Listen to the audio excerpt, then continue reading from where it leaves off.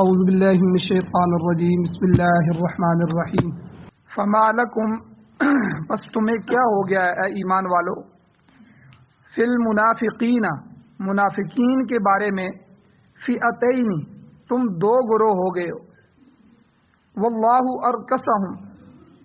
حالانکہ اللہ تعالیٰ نے ان کو الٹ دیا ہے بما کسبوا ان کی اعمال کی وجہ سے جو انہوں نے کمائے ہیں، ان کی بدعمالیوں کی وجہ سے اللہ نے ان کے دل یا ان کو الٹ دیا۔ اتریدون کیا تم یہ چاہتے ہو کہ ان تہدو کہ تم ہدایت دے دو من اضل اللہ اس کو جس کو اللہ نے گمراہ کر دیا، ومن یضلل اللہ جس کو اللہ تعالی گمراہ کر دے فلن تجد له پس ہرگز نہیں پائیں گے آپ اے میرے محبوب اس کے لیے سبیلا کوئی راستہ۔ ودو یہ لوگ یہ منافقین چاہتے ہیں لو تکفرون کاش تم بھی کفر کرنے لگ جاؤ، کما کفروا جیسا کہ انہوں نے کفر کیا، فتکونون پس تم سب کے سب ہو جاؤ سواء برابر، یعنی تم بھی انہی کی طرح ہو جاؤ اور ایک ہی منافقت اور کفر ہی دنیا میں پھیل جائے۔ فلا اے ایمان والو تمہیں یہ اللہ کی طرف سے حکم دیا جاتا ہے فلا تتخذوا پس تم نہ بناؤ منہم ان منافقین میں سے کسی کو اولیاء دوست، اپنا ساتھی دوست نہ بناؤ، حتیٰ یہاں تک کہ یہاجروا فی سبیل اللہ کہ وہ اللہ کے راستے میں ہجرت کریں۔ فإن تولوا پس اگر وہ اللہ کے اس حکم سے روگردانی کریں، فخذوہم پس پکڑو ان کو، وقتلوہم اور قتل کرو ان کو، حیث وجدتموہم جہاں بھی تم ان کو پاؤ، ولا تتخذوا اور نہ بناؤ تم منہم ان منافقین کو ولیًا دوست، ولا نصیرا اور نہ مددگار۔ سورۃ النساء کی آیت نمبر 88 اور 89 دو آیتیں آپ کے سامنے تلاوت ہوئی ہیں، آپ نے ان کا ترجمہ سماعت فرمایا۔ منافقین کی مذمت اللہ تعالیٰ نے قرآن مجید میں جگہ جگہ بیان فرمائی، کیونکہ کافر تو ہے ہی کافر، وہ تو اللہ کا انکار کرتا ہے، اللہ کے رسول کا انکار کرتا ہے اور اللہ کی کتاب کا انکار کرتا ہے، اللہ کی طرف سے لائی ہوئی دین اسلام شریعت کا انکار کرتا ہے۔ لیکن منافق جو ہے یہ بھی اسلام کا دشمن، اور پیچھے سے سلسلہ چلا آ رہا ہے کہ اللہ تعالیٰ نے منافقین کی مذمت بھی بیان فرمائی اور ان کی جو مختلف سازشیں تھیں حضور کے خلاف اور مسلمانوں کے خلاف، اللہ نے ان کا پردہ بھی چاک کیا، ان کو بھی سامنے لے کے آئے۔ اسی ضمن میں جہاد فی سبیل اللہ کے مسائل بھی بیان ہوئے کہ جب ان کو کہا جاتا ہے کہ اللہ کے راستے میں نکلو اور جہاد کرو تو وہ اللہ کے راستے میں نکلتے نہیں ہیں، لمن لیبطئن وہ تاخیر کر دیتے ہیں، پیچھے ہٹتے رہتے ہیں، یہاں تک کہ لشکر اسلام روانہ ہو جاتا ہے اور جب آپ واپس آتے ہیں تو پھر یعتذرون الیکم اذا رجعتم آپ لوٹتے ہیں تو آپ کے لوٹنے پر آ کر عذر کرتے ہیں، بہانے کرتے ہیں کہ ہمارا گھر خالی تھا، بچہ بیمار تھا، فلاں ہے اس وجہ سے نہیں نکل سکا۔ تو اللہ تعالیٰ نے اسی ضمن میں جہاد فی سبیل اللہ کو بھی بیان فرمایا اور اس کے دیگر جو ضروری مسائل تھے وہ بھی بیان ہو چکے۔ آج کی آیات بھی منافقین کے ہی متعلق ہے، ان میں اہل اسلام کو، مسلمانوں کو، دین سے تعلق رکھنے والوں کو تنبیہ کی گئی ہے، اللہ کی طرف سے ڈرایا گیا ہے، واضح حکم دیا گیا ہے کہ وہ منافقین کے بارے میں مختلف آراء رکھنے سے پرہیز کریں، مختلف رائے ان کے بارے میں نہ رکھیں بلکہ کسی ایک رائے پر متفق رہیں اور انہیں کوئی ایسا موقع نہ دیں کہ وہ الٹا تمہیں گمراہ کر سکیں، کیونکہ منافق جو ہوتا ہے وہ ہمیشہ خود بھی بد عمل ہوتا ہے، خود تو اس نے عمل نہیں کرنا ہوتا، تو اس لیے معاشرے میں بھی کوشش کرتا ہے کہ اپنے بد عملی کی جواز کے لیے اپنے ساتھی بنائے۔ تراویح کا انکار کریں گے، اب خود تراویح نہیں پڑھنی تو دوسروں کو بھی کہیں گے یہ کون سا فرض ہے، یہ کون سی ضروری ہے۔ دین کے احکامات پر خود عمل نہیں کریں گے، اب اپنے اوپر پردہ ڈالنے کے لیے اپنے ہم نواؤں کو تلاش کریں گے، تو اس کے لیے پھر لوگوں کو بھی گمراہ کریں گے۔ تو اس لیے یہاں اللہ تعالیٰ نے گویا کہ سخت تنبیہ فرمائی۔ اب مفسرین اکرام فرماتے ہیں کہ منافقین کی دو قسمیں ہیں، دو قسمیں۔ پہلی قسم کو اعتقادی منافقین کہتے ہیں، اعتقادی منافق۔ دوسری قسم ہے عملی منافق۔ اعتقادی منافق کسے کہتے ہیں؟ اعتقادی منافق وہ ہوتا ہے جو بظاہر کلمہ تو پڑھ لیتا ہے، آ کے مسلمان ہو گیا، حضور کے سامنے کلمہ پڑھا، نماز بھی پیچھے پڑھ لیتا ہے اور اسلام میں بھی داخل ہو جاتا ہے، مگر اس کا دل کفر پر جمع رہتا ہے، دل ایمان کی گواہی نہیں دیتا۔ اسی لیے دیکھیں ایمان کی دو صفتیں بچوں کو پڑھائی جاتی ہیں، ایمان مجمل، ایمان مفصل۔ کہ اجمالی ایمان کی صفتیں اور تفصیلی، ان سب پر ایمان لانا ضروری ہے۔ اگر ایک جز پر بھی ایمان نہیں لائیں گے تو آپ کا ایمان نہیں۔ ایمان مجمل ہے، آمنت باللہ، میں اللہ پر ایمان لاتا ہوں، کما ہوا، جیسا وہ اللہ ہے، بِأَسْمَائِهِ، اس کے ناموں کے ساتھ، اللہ کے نام ہیں بے شمار، ان سب ناموں کو میں مانتا ہوں۔ وَصِفَاتِهِ، اللہ کی جو صفات ہیں ان ساری صفاتوں پر میں ایمان لاتا ہوں کہ یہ اللہ کی صفتیں ہیں۔ اور آمنت باللہ کما ہوا بِأَسْمَائِهِ وَصِفَاتِهِ وَقَبِلْتُ جَمِيعَ أَحْكَامِهِ، میں اس کے سارے احکام کو قبول کرتا ہوں، کسی کا انکار نہیں کرتا۔ اور یہ کیسے قبول کرتا ہوں؟ وَقَبِلْتُ جَمِيعَ أَحْكَامِهِ اقرار باللسان وتصدیق بالقلب، زبان سے اقرار کرتے ہوئے اور دل سے اس کی تصدیق کرتے ہوئے، یہ دونوں چیزیں، زبان اور دل، کہ جو کچھ زبان سے کلمہ پڑھ رہا ہے، زبان سے جو کچھ کہہ رہا ہے، دل اس پر جمع ہو، اس کی تصدیق کر رہا ہو، یہ ہوتا ہے ایمان۔ اسی لیے حضرات کہتے ہیں کہ ایمان جو ہے وہ زبان سے شروع ہوتا ہے، اسلام کہتے ہیں مسلمان جو منہ سے کہتا ہے، اسلام زبان سے شروع ہوتا ہے اور ایمان دل تک پہنچ جاتا ہے۔ زبان سے جو کہہ رہا ہے اس کو کہتے ہوئے دل بھی گواہی دے رہا ہو کہ میں یہ اسی پر جمع ہوا ہوں اور یہ حق ہے، تو اس کو ایمان۔ اگر دل اس کا کفر پر ہے، دل اندر سے، تو اس کو منافق کہتے ہیں۔ دو رخ ہونا، ایک رخ وہ ہے جو زبان سے کہہ رہا ہے، دوسرا رخ وہ ہے جو دل کے اندر موجود ہے، دو رخی۔ تو اس کو کہتے ہیں کہ بظاہر کلمہ پڑھ لیا ہے، بظاہر اسلام میں داخل ہو گیا ہے، مسلمانوں کی لسٹوں میں اس کا نام لکھا ہوا ہے، لیکن اس کے دل میں کفر جمع ہوا ہے۔ تو نزول قرآن کے زمانے میں یاد رکھیں حضور علیہ السلام پر جو دو دور گزرے ہیں، مکی دور اور مدنی دور۔ مکی دور میں کوئی منافق نہیں تھا، کیونکہ مکی دور میں اسلام اور مسلمان ہونا، اسلام کو قبول کرنا ہی آگ کے دریاؤں کو گزرنا ہے، اس میں سے گزر کے آنا ہے، اور کوئی مفاد بھی نہیں تھا۔ مکہ میں کس کا مفاد تھا؟ بلکہ جو مسلمان ہوتا تو خود اس کی پٹائی بھی ہوتی اور اس کا جو کچھ ہوتا وہ بھی چھین لیتے، والدین اس کو گھر سے اسی طرح نکال دیتے، الٹا نقصان تھا۔ اس لیے جو بھی مسلمان ہوا وہ پکا سچا مسلمان تھا، اور یہ وہ 313 بدری صحابہ ہیں جو جب مدینہ میں ہجرت کر کے گئے وہاں جمع ہوئے، اور پھر یہ کوئی منافق نہیں تھا اس میں۔ تو اس لیے نزول قرآن کے زمانے میں جو دوسرا دور تھا مدینے میں اکثر منافقین کا تعلق اسی پہلی قسم کے ساتھ تھا کہ اعتقادی منافق تھے۔ اب منافقت کرنے کا مقصد دو ہوتے ہیں، یا تو اس کا نمبر ایک حصول مقاصد، وہ جو مقصد حاصل کرنا چاہتا ہے اس کو وہ کافر رہ کے وہ مقصد نہیں ملتے، اس کو مسلمانوں کی صفوں میں آنا ہوتا ہے،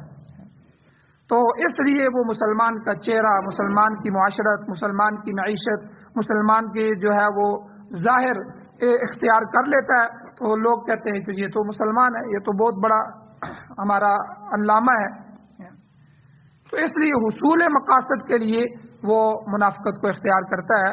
یا دوسرا رخ مدینہ میں یہ تھا کہ ممکنہ جو نقصان ہونا تھا اس سے بچنے کے لیے کلمہ شہادت جو ہے وہ زبان سے ادا کر لیتا تھا، جیسے کہ عبداللہ ابن ابی منافقین کا سردار تھا۔ اب مشرک تھا، لیکن جب حضور تشریف لائے تو اس کی تاج پوشی ہونی تھی، اس کو پورے مدینے کا سردار مانے جانے والا تھا۔ اب حضور آ گئے تو حضور کے آنے کی وجہ سے سارا رخ اس سے ہٹ کے ادھر پھر گیا۔ اب یہ اگر کافر ہی رہتا تو قوم جو ہے اس کو کوئی بھی پوچھتے بھی نہیں، لیکن اب اس نے اسلام کو قبول کر لیا اور اپنے مفاد کی خاطر اور ممکنہ جو نقصان ہونا تھا اس سے بچنے کے لیے کلمہ شہادت پڑھ لیا۔ تو یہ منافقین کی چند ایک جماعت تھی کہ ان کا باطن جو تھا وہ ایمان سے خالی ہوتا تھا۔ تو منافقین کی یہ بدترین قسم ہے جن کے متعلق اللہ تعالیٰ نے اسی صورت میں بھی واضح فرمایا، آگے آئے گا۔ اللہ کہتے ہیں ان المنافقین فی الدرک الاسفل من النار، منافقین جہنم کے زیری یعنی نچلے ترین درجے میں ہوں گے اور بدترین حصے میں ہوں گے۔ جہاں سے آگ نکل رہی ہے وہاں آگ کی تپش زیادہ ہوتی ہے، جہنم کا پیندہ، جہنم کا نیچے والا کنارہ، تو منافقین کو اس میں ڈالا جائے۔ اور اسی طرح منافقین کا تذکرہ قرآن پاک کی مختلف صورتوں میں بھی موجود ہے، سورہ بقرہ کے اندر بھی گزرا ہے، سورہ آل عمران میں بھی، اسی سورہ نساء کے اندر بھی مختلف جگہ میں ہے۔ ان کی جو کبیر خصائل ہے، خصلتیں ہیں، اللہ نے ان کا تذکرہ فرمایا۔ اور اسی طرح منافقین کے نام سے مکمل صورت بھی قرآن پاک میں موجود ہے، سورۃ المنافقون۔ اور اسی طرح سورہ توبہ کے اندر آگے بھی ان کے متعلق بہت کچھ آیا ہے۔ تو مقصد یہ ہے کہ اہل ایمان ان بدبختوں کی سازشوں سے ہوشیار رہیں اور ان کے جو ہے وہ دام فریب میں نہ پھنس جائیں۔ اب منافقین کی دوسری قسم کون سی ہے؟ دوسری قسم اس کو کہتے ہیں عملی منافق، عمل منافقین کے ہیں۔ یہ تو اعتقادی منافق ہے کہ اعتقاد عقیدے کو کہتے ہیں پہلا، کہ وہ اس کا عقیدہ ہی منافقت پر ہے۔ تو دوسرا عملی منافق ہے۔ ایسے منافقین کا ذکر بھی احادیث میں کثرت کے ساتھ آیا ہے۔ ان کو آپ اخلاقی منافق بھی کہہ سکتے ہیں کہ دل میں نور ایمان موجود ہے، توحید کی تصدیق بھی کرتے ہیں، مگر عمل مخالف ہے، عمل اور اخلاق اس کے خلاف ہے۔ حضور علیہ السلام کی احادیث ہے، ایک حدیث مبارکہ میں حضور نے فرمایا، منافق کی نشانیاں بتلائیں کہ ایسے عملی منافقین کی نشانیاں کیا ہیں؟ اذا حدث کذب، جب بات کرے تو جھوٹ بولے، پہلی نشانی حضور نے ایک حدیث میں بتائی کہ آپ دیکھیں آج بات بات پہ جھوٹ بولا جا رہا ہے، بات بات پہ، یہ کثیر لوگ منافقت کے اندر مبتلا ہیں۔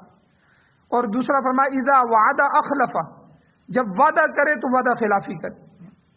تو وعدہ کرتا ہے میں کل آپ کے پاس آ جاؤں گا، اتنے بجے پہنچ جاؤں گا، یہ میں کل آپ کو پیسے پہنچا دوں گا، یہ کر دوں گا، فلاں تاریخ کو کروں گا، پھر 2 مہینے بھول جاتا ہے، پتہ ہی نہیں ہوتا۔ تو وعدوں کو اوپر وعدہ خلافی کی جا رہی ہے۔ وَإِذَا اؤْتُمِنَ خَانَ، جب اس کے پاس امانت رکھی جائے تو وہ خیانت کرے، تو امانتوں میں ہڑپ کر جائے، امانتوں میں خیانت کرے، تو یہ عملی منافق ہے۔ آپ علیہ السلام کے زمانے کے بعد اور ہر زمانے میں عملی منافق کثرت سے موجود رہے ہیں۔ آج بھی آپ دیکھ لیں کہ زبانی عقیدہ تو درست ہے مگر قول اور فعل میں تضاد ہے۔ جو کہہ رہا ہے جب ہم اس کو فعل کے کرنے کے بارے میں، عمل کے بارے میں دیکھیں گے تو قول و فعل، قول و عمل میں تضاد ملے گا کہ وہ جو کہہ رہا ہے اس پر عمل نہیں کر رہا۔ نماز کو فرض مانتا ہے، یہ اللہ کا حکم ہے، فرض ہے، لیکن نماز پڑھتا نہیں ہے۔ اور یہ جانتا ہے کہ روزہ فرض ہے لیکن رکھتا نہیں ہے۔ اور اس کے مقابلے میں دوسرا رخ کہ وہ جانتا ہے کہ چوری حرام ہے، خیانت حرام ہے، جھوٹ حرام ہے، دھوکہ دینا حرام ہے، وعدہ خلافی حرام ہے، لیکن ان حرام کو کیے جا رہا ہے۔ تو یہ عملی منافقت ہے۔ اس قسم کے منافقین سے دنیا بھری ہوئی ہے۔ تو بہرحال پہلے قسم جو ہے وہ اعتقادی منافق ہیں جو بدترین ہے، دوسرے عملی منافق ہیں۔ اور آج کی آیات میں جن منافقین کی طرف اشارہ کیا گیا ہے، اب ان کا تعلق کس گروہ کے ساتھ ہے؟ کیا ان سے مراد اعتقادی منافق ہے یا عملی منافق ہیں؟ اس میں حضرت زید بن ثابت رضی اللہ تعالیٰ عنہ کی روایت موجود ہے کہ وہ روایت لے کے آئے ہیں کہ ان سے معلوم ہوتا ہے کہ ان سے اعتقادی منافق مراد ہیں جن کا عقیدہ ہی منافقت پر۔ اصل میں غزوہ احد میں عبداللہ ابن ابی اس کی قیادت تھی، تو اس کی قیادت میں تقریباً بے شمار جو ہے لوگ وہ واپس ہو گئے راستے سے، اور اس جنگ میں مسلمانوں کو پھر کافی جانی مالی نقصان بھی اٹھانا پڑا۔ इन मुनाफिकीन की राय ये थी کہ دیکھو جی ہم سے مشورہ لیا گیا، مشورے میں ہم نے کہا تھا کہ آپ نے مدینہ میں رہ کے لڑنا ہے، لیکن ہمارا مشورہ نہیں مانا گیا اور حضور نے ان چند نوجوانوں کے مشورے کو مان لیا اور اس کی وجہ سے باہر اود کے میدان میں آ گئے، اس لیے ہمارا خیال نہیں رکھا گیا، ہم واپس ہوتے حضور کی صفوں کو چھوڑ کے نکلے۔ تو یہ منافقین تھے۔ تو ان جیسے منافقین کے متعلق اہل ایمان کی دو رائے ہو گئی۔ تو بعض دفعہ ہمارے معاشرے میں بھی کہہ دیتے ہیں جی چلو جی چھوڑو جی، یہ شیعہ ہیں، یہ فلاں ہیں، یہ فلاں ہے، کلمہ تو پڑھتے ہیں نا جی، قبلہ تو ان کا ایک ہے نا، بھلے صحابہ کو گالیاں دیتے رہیں، بھلے ان کے عقیدے میں جو ہے وہ تحریف قرآن کے قائل رہیں کہ یہ قرآن اصلی نہیں ہے، ہم مانتے ہی نہیں ہیں، بھلے سخت سخت کفریہ عقیدے ہوں، تو لوگ کہہ دیتے ہیں۔ یہ جو اسی طرح کی رائے بن گئی صحابہ میں، دو قسم کی رائے۔ اب اس آیت میں جو اللہ نے تنبیہ فرمائی نا، اس کے لیے میں آپ کے سامنے وہ ماحول رکھ رہا ہوں کہ وہاں ماحول کیا بن گیا تھا۔ اب وہ لوگ جو عہد میں حضور کو چھوڑ کے صرف اس وجہ سے کہ ہمارا مشورہ نہیں مانا گیا، حالانکہ مشورہ تو ہوتا ہی وہ ہے کہ جس میں امیر جو ہے وہ آزاد ہوتا ہے، مشورہ تو سب سے لیا جاتا ہے، ہاں بھائی اعمال کے بارے میں مشورہ لیا جاتا ہے، دعوت تبلیغ میں دیکھیں، اب ہر ایک کا مشورہ تو نہیں مانا جاتا، امیر کے دل میں جو اللہ ڈال دے گا اسی میں فیصلہ ہوتا ہے۔ اسی لیے کہتے ہیں کہ مشورے سے پہلے مشورہ نہ کیا جائے، مشورے کے بعد اس پر تبصرہ نہ کیا جائے، اس کی مانی ہے، اس کی نہیں مانی، میری نہیں مانی، یہ مان لیتے وہ مان لیتے، یہ ہوتا تو زیادہ اچھا ہوتا، فلاں، یہ تبصرہ نہ کرو، بس مشورہ دے دیا اخلاص کے ساتھ، آپ کا کام تھا مشورہ دینا، آگے امیر کا کام ہے اللہ تعالیٰ اس کے دل میں جو بات ڈال دے۔ بھائی حضور نے مشورہ لیا، مہاجرین سے لیا، انصار سے لیا، بڑوں سے لیا، چھوٹوں سے لیا، بھائی لشکر آ رہا ہے ان کا مشرکین کا، کیا کیا جائے، جنگ کہاں کی جائے، تو سب نے اپنے اپنے حساب سے مشورہ دیا، تو ان لوگوں نے بھی مشورہ دیا، تو حضور نے ایک فیصلہ کر دیا، بس فیصلہ کر دیا تو تمہارے اوپر لازم تھا کہ حضور کے فیصلے کو مانو، لیکن اب وہ واپس آ گئے تو یہ ان کی منافقت ظاہر ہو گئی کہ حضور کی صفوں کو چھوڑ کے آ گئے۔ اب مسلمانوں میں سے، اہل ایمان میں سے کچھ کہنے لگے چلو اپنے ہیں، کلمہ تو پڑھتے ہیں، حضور کے پیچھے کھڑے ہوتے ہیں، نمازیں بھی یہیں پڑھتے ہیں، سارے کچھ ہیں۔ دوسروں نے کہا کہ نہیں، اللہ کے نبی کو چھوڑ کے آ جانا اور اس طرح راستے میں چھوڑ کے آنا، اور پھر ہمیں نقصان کتنا ہوا وہاں جانی مالی، ہماری صفوں کو انہوں نے کمزور کر دیا۔ تو یعنی جب جہاد کی صفیں تیار ہو جائیں، کسی جگہ آپ جا رہے ہو تیار ہو جائیں، ایک دو آدمی بھی جماعت کو چھوڑ دیں تو جماعت کے اندر پستی پیدا ہو جاتی ہے، کمزوری ہو جاتی ہے، وہ پوری جماعت کے ٹوٹنے کا سبب بن جاتے ہیں۔ تو اس لیے تو انہوں نے تو یہ سارے چیزیں، سارے اسباب اختیار کیے، تو اس لیے بعض جو ہیں ان کے رائے یہ تھی کہ بالکل ان کے ساتھ کافروں جیسا سلوک ہونا چاہیے، اندر سے یہ منافق ہیں، پکے کافر ہی ہیں، اور بعض دوسروں نے ان کے لیے نرم گوشہ اختیار کیا کہ نہیں، نماز پڑھتے ہیں، کلمہ زبان سے پڑھتے ہیں، ایک وہ داڑھی رکھی ہوئی ہے اور صفوں میں بھی آتے ہیں۔ تو تفسیر روح المعانی میں یہ بات لکھی گئی ہے کہ اس آیت میں مذکورہ منافقین سے مراد، وہ کہتے ہیں وہ کفار مراد ہیں جو مکے سے مدینے آئے، یعنی مختلف قسم کے مختلف رخ سے لوگ پھر آتے ہیں، وہ منافقت کو اختیار کرتے ہیں۔ یہ یعنی دوسری تفسیر ہے کہ وہ لوگ مراد ہیں کہ جو مکے سے مدینے آئے، اسلام کے ساتھ اظہار ہمدردی بھی کیا کہ ہم اسلام کی طرف آ رہے ہیں، اسلام کو مانتے بھی ہیں، پھر تجارت کے بہانے سے واپس مکے چلے گئے،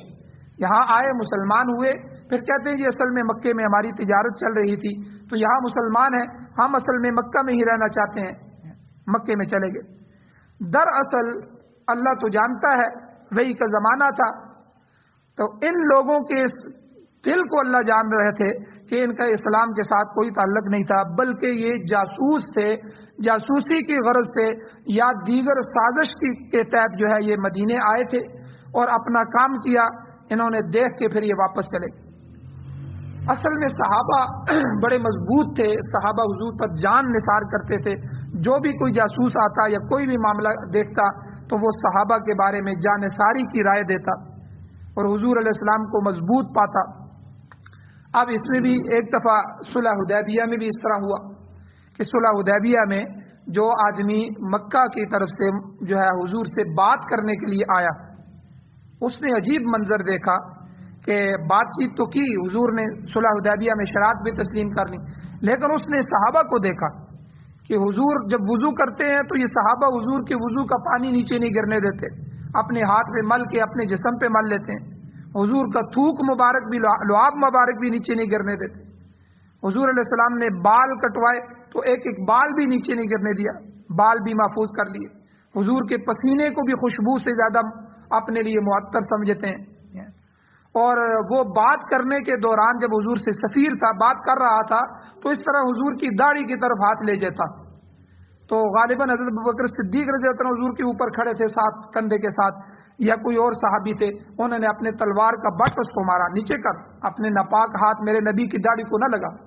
بات چیت کرنے آیا، بات چیت کر اور چلو جاؤ۔ تو اس نے دیکھا کہ عجیب منظر ہے، تو خیر بات چیت ہو گئی، صلح حدیبیہ کا معاملہ حل ہو گیا، لیکن اس نے جا کے جو ریمارکس دیے اپنے مشرکین کو،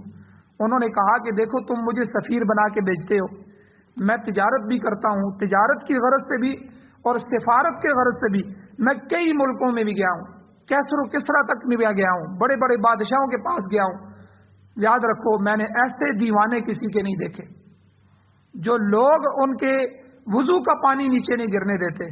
ٹھیک ہے، جو چاروں طرف سے حضور کو گھیر کے رکھتے ہیں کہ تیر و تلوار چلے تو ہمارے سینوں میں چلیں، ہمارے گلے کٹ جائیں، جو میرے ہاتھ کو اپنے حضور کی داڑھی کو نہیں لگانے دیتے، ایسے لوگوں سے تم مقابلہ نہیں کر سکتے، صلح میں خیر ہے، خاموش رہو۔ تو یعنی یہ صحابہ تھے، تو یہ لوگ بھی بعض اسی نیت سے آئے تھے، آگے مسلمان ہوئے اور مدینے میں رہے، پھر واپس چلے گئے۔ ان کے متعلق بھی اہل ایمان کی دو مختلف رائے ہوگی۔ بعض کہتے تھے کہ وہ ایمان لا چکے ہیں جی، صرف تجارت کے لیے گئے ہیں، اس میں تو کوئی حرج نہیں ہے نا، وہ چلے گئے ہیں، ہے تو ایمان والے ہیں اپنے، تو مگر مجبوری کی وجہ سے واپس نہیں آ سکے ہیں، اب ان کی مجبوری ہے، وہاں ان کے بچے ہیں، وہاں ان کی تجارت چل رہی تھی۔ جبکہ دوسرے لوگوں کا خیال تھا، وہ کہتے تھے نہیں، یہ کافر تھے اور آئے تھے کفر کی حالت میں، گئے بھی کفر کی حالت میں ہیں، اور اصل میں اندر ان کے کفر تھا، اوپر سے انہوں نے اسلام کا اظہار کیا۔ یہ دو رائے ہو گئے۔ حضرت شاہ ولی اللہ محدث دہلوی رحمۃ اللہ علیہ بھی فرماتے ہیں کہ اس پورے رکوع میں جن منافقین کا ذکر ہے ان سے مراد دراصل کافر ہی ہیں۔ منافقین کا لقب انہیں محض لغوی اعتبار سے دیا گیا ہے، کیونکہ منافق ذی وجہین، دو رخ والا، دو چہروں والا ہوتا ہے، ادھر کچھ بات کی ادھر کچھ بات، ادھر کوئی اور سکیم بنائی ادھر کسی اور سکیم میں داخل ہوگی۔ تو بہرحال شاہ صاحب کی تحقیق بھی یہی ہے کہ یہ آیات مکے کے ان کافروں کے متعلق ہے جو مدینے آ کر واپس چلے گئے تھے، نہ کہ مدینہ کے اعتقادی منافقین کے بارے میں اس طرح کی بات ہے، کیونکہ آگے آ رہا ہے ان کو پکڑو اور قتل کرو اور جہاں بھی پاؤ، تو یہ منافقین اعتقادی مراد نہیں ہے، شاہ صاحب فرماتے ہیں، کیونکہ اعتقادی ہو تو حضور اپنی جماعت میں سے منافقین کو بھی قتل نہیں کرتے تھے۔ وجہ اس کی یہ تھی کہ حضور فرماتے تھے باہر کے لوگ اسلام کو دیکھ رہے ہیں کہ مسلمان کیا کر رہے ہیں، اگر میں ان کو ماروں گا تو وہ تو نہیں سمجھیں گے کہ یہ منافق ہیں، ان کو کیا پتہ منافق ہیں، وہ یہی کہیں کہ محمد صلی اللہ علیہ وسلم اپنے کلمہ گو لوگوں کو مار رہے ہیں، جو ان کے ساتھ کھڑے ہیں اپنی صفوں میں سے لوگوں کو نکال کے مار رہے ہیں، یہ کیسا اسلام ہے؟ وہ اسلام پر اعتراض کریں گے اور اسلام کا دعوت کا راستہ رک جائے گا۔ اس لیے منافقین کے بارے میں حضور نے ہمیشہ صحابہ کی تلواروں کو روک کے ہی رکھا۔ کئی منافقین کی منافقت پہلے بھی گزرا، ظاہر ہو گئی، پھر بھی حضور نے فرمایا چھوڑ دو بیٹھے رہو۔ تو شاہ صاحب یہ فرماتے ہیں کہ یہ وہ لوگ تھے، یہاں جو مراد ہیں یہ مدینہ کے اعتقادی منافق نہیں ہیں، بلکہ مکے سے آ کر جو واپس چلے گئے وہ مراد ہیں۔ چونکہ اہل ایمان ان کے متعلق دو مختلف رائے رکھتے تھے تو اللہ تعالیٰ نے اسے پسند نہیں فرمایا، ناپسند فرمایا اور کہا فما لکم، تمہیں کیا ہو گیا ایمان والو، فی المنافقین، منافقین کے بارے میں، فی اتین، تم دو گروہوں میں ہوگے، دو رائے ہو گئی ہیں تمہاری، واللہ ارکسہم، حالانکہ اللہ تعالیٰ ان کو الٹا دیتا ہے، اللہ نے انہیں الٹ دیا ہے، منافق کا دل ہی الٹ گیا ہے، منافق وہ تو ان کے دل میں کفر بھرا ہوا ہے، ان کی زبان سے تو سب کچھ ہے لیکن دل تو ان کا کفر پر جمع ہوا ہے، اللہ نے ان کو الٹا دیا، بیما کسبو، کیوں الٹایا ہے؟ یہ نہیں کہ اللہ نے خود ہی الٹا دیا ہے، کوئی اعتراض کرے اللہ نے الٹا دیا تو پھر کیا ہے، بیما کسبو، ان کی بدبختیوں اور اللہ نے ہمیں اختیار دیا ہے، یاد رکھیں ہم اللہ نے ہمیں اختیار دیا ہے، باقی جو کچھ اللہ نے لکھ دیا ہے وہ اپنے علم کے مطابق لکھا ہے۔ اللہ کا علم مستقبل کو بھی دیکھ رہا ہے، ماضی حال مستقبل تو ہمارے لیے، اللہ کے لیے تو کوئی زمانہ نہیں ہے۔ اللہ پیچھے بھی جانتا تھا، اللہ آگے کی بھی جانتا ہے۔ اللہ نے جان لیا ہے کہ میں ان کو اختیار دوں گا، اپنے اختیار سے یہ کام یہ کریں گے، تو اس اختیار کو سے جو کچھ کریں گے اللہ نے پہلے ہی اپنے علم وسیع کے ساتھ اس کو لکھ دیا ہے، اسی کو تقدیر کہتے ہیں۔ تو اللہ نے لکھ دیا، اللہ نے کہا واللہ ارکسہم، حالانکہ تمہاری دو رائے ہو گئی ہیں، اور اللہ تعالیٰ کا معاملہ یہ ہے کہ اللہ نے ان کو الٹ دیا ہے ان کی کمائی کی وجہ سے، انہوں نے جو بدعمالیاں کی ہیں، تو لہٰذا تمہیں ان کے متعلق دو رائے نہیں رکھنی چاہیے، بلکہ ایک بات پر متفق ہونا چاہیے کہ یہ کافر ہیں اور بہت برے لوگ ہیں، ان کے کرتوتوں کی وجہ سے اللہ نے انہیں ذلیل اور خوار کر دیا ہے، لہٰذا ان کے متعلق کوئی اچھا گمان نہ رکھو۔ اللہ تعالیٰ نے اگلی آیت میں ان کے خلوص کا معیار بھی مقرر کر دیا کہ ان کو کیسے پہچانا جائے، حتیٰ یہاجروا فی سبیل اللہ، یہاں تک کہ جب تک یہ ہجرت کر کے مدینہ طیبہ نہ آ جائیں تو یہ قابل اعتماد لوگ نہیں ہیں۔ تو گویا کہ اللہ نے کسوٹی بھی بیان کی، اچھا تم کہتے ہو یہ ایمان والے ہیں، ہجرت اللہ نے فرض کی تھی، سارے ہجرت کر کے آ گئے ہیں، ٹھیک ہے، حج اور نماز کی طرح ہجرت فرض تھی اور یہ واپس کیوں چلے گئے ہیں؟ اگر یہ مخلص ہے تم کہتے ہیں تمہاری رائے کے مطابق، تو ان کو کہو کہ دوبارہ ہجرت کر کے پھر آئیں مدینہ، لہذا اگر وہ واپس نہیں آتے تو اس وقت تک ان کو کافر ہی تصور کیا جائے۔ تو بہرحال ہجرت کی آگے 3 قسمیں ہیں، وہ بھی انشاءاللہ، اور دوسرے مسائل ہیں وہ بھی اسی ضمن میں کل کے درس میں بیان کیے جائیں گے۔ اللہ تعالیٰ سے دعا ہے اللہ ہمیں عمل کی توفیق عطا فرمائے، آمین۔ الحمدللہ رب العالمین، والعاقبۃ للمتقین، والصلاۃ والسلام علی رسولہ النبی الامی الکریم۔ یا اللہ ہماری کمیوں کوتاہیوں کو معاف فرمائیے، درگزر فرمائیے، صغیرہ کبیرہ گناہوں کو معاف فرمائیے۔ یا اللہ ہمیں اسلام کی حکومت نصیب فرمائیے، قرآن و سنت کی بالادستی نصیب فرمائیے، قرآن و سنت کا غلبہ نصیب فرمائیے۔ یا اللہ امارت اسلامیہ شریعہ خلافت راشدہ نصیب فرمائیے۔ یا اللہ پوری دنیا میں اسلام کا بول بالا فرمائیے، کفر کا منہ کالا فرمائیے۔ یا اللہ کفر کو مغلوب فرمائیے، اسلام کو غالب فرمائیے، غلبہ عطا فرمائیے۔ یا اللہ جو بیمار ہیں ان کو شفا عطا فرمائیے، پریشان حالوں کی مدد و نصرت فرمائیے۔ یا اللہ ہمیں بھی، ہماری اولادوں اور نسلوں کو بھی، تمام امت مسلمہ کو بھی کفر سے، شرک سے، منافقت سے، یا اللہ رسم و رواج اور بدعات سے، رسومات سے ہمیں محفوظ فرمائیے، خالص حضور کی محبت اور اس کے ساتھ ساتھ حضور کی اتباع نصیب فرمائیے۔ یا اللہ جو حضرات ایمان کی حالت سے دنیا سے جا چکے ہیں ان سب کی بخشش فرمائیے۔ صلی اللہ تعالی علی خیر خلقہ محمد و آلہ و اصحابہ اجمعین برحمتک یا ارحم الراحمین۔